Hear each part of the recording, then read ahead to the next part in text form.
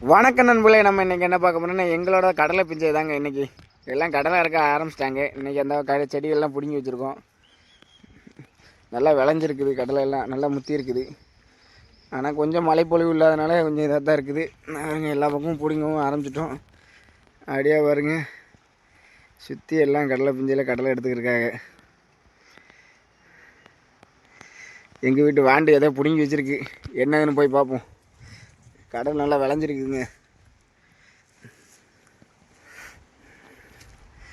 பார்க்குறதுக்கு எவ்வளோ அருமையாக இருக்குது பாருங்கள். அங்கே பாருங்கள், செம்மையாக இருக்குது. அந்த பனை மரமும் அந்த செடிகளும் பார்க்குற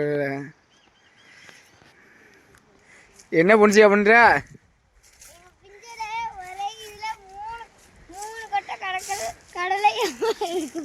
பாருங்க ஆச்சரியத்தை பார்த்தீங்களா? ஏன்னா ஏதாவது ஒரு செடியில் ஒரு ஓட்டை, அந்த 3 ஓட்டை கடலைங்கிறது 1 2 தான் வரும். ஆனால் இந்த செடியில் இருக்கிற அதிகபட்சம் 3 ஓட்டை கடலை தாங்க இருக்குது பாருங்க.